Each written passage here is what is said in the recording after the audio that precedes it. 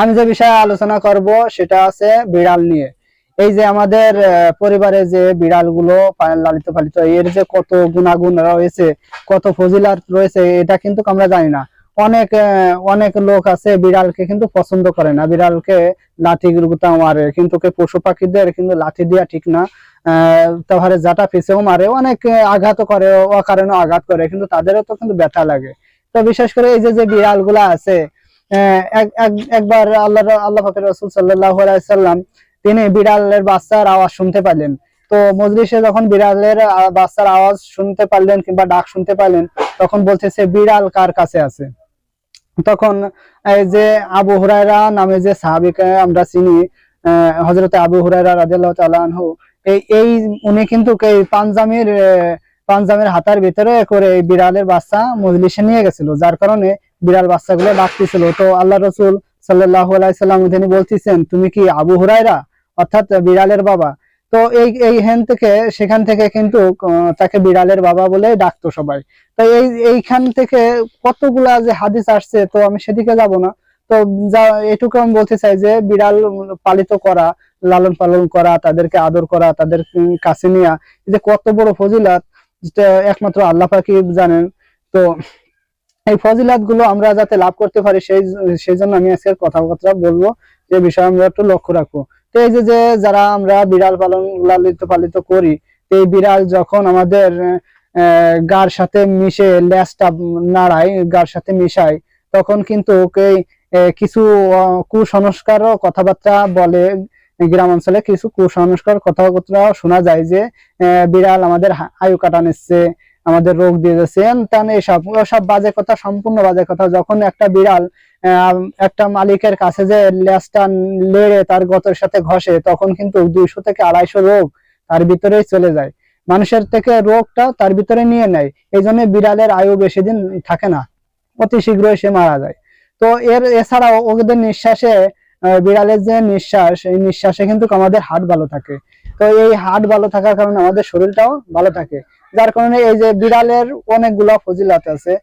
বিড়াল, এই জন্য আমরা বিড়ালকে আঘাত করব না, ও কারণে তাদেরকে কোনো মানে মারা ধরা করবো না। অনেকে আছে দেখা যাচ্ছে বিষ খায় মারে, এই বিড়ালের অভিশাপ কিন্তু আল্লাহ পাকের আরশ পর্যন্ত চলে যায়। তো একটা বিড়ালকে যখন অহেতুক ভাবে আপনি, অযথা ভাবে আপনি একটা বিড়ালকে যখন আঘাত করলেন, ওই বিড়ালটা যদি আপনার বিরুদ্ধে অভিযোগ করে আল্লাহর পাকের কাছে, আল্লাহ পাকের দরবারে কিন্তু ওই অভিযোগটা সরাসরি চলে যায়।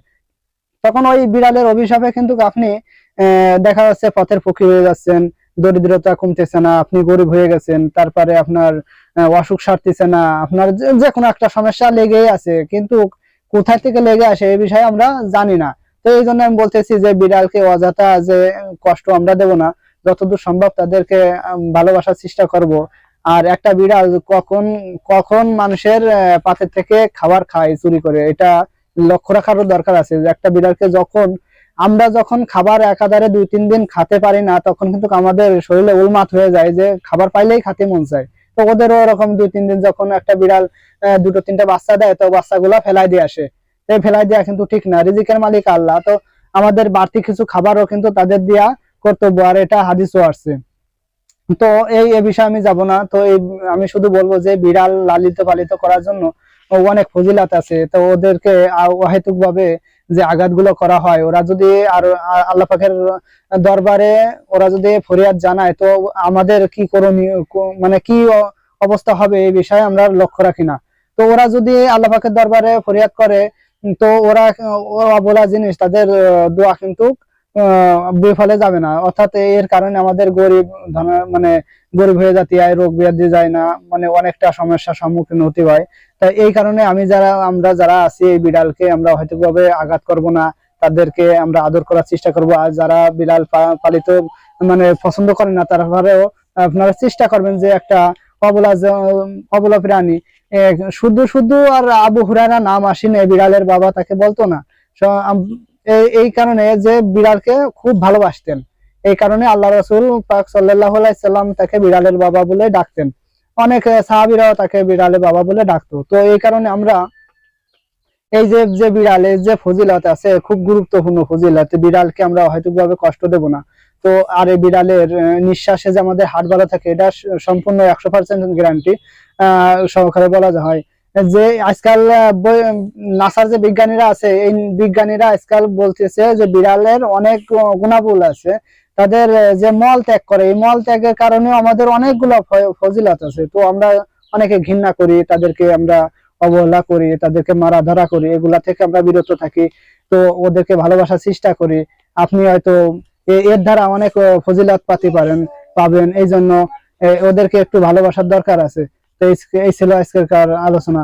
তো সবাই ভালো থাকবেন, সুস্থ থাকবেন। আল্লাহ হাফেজ।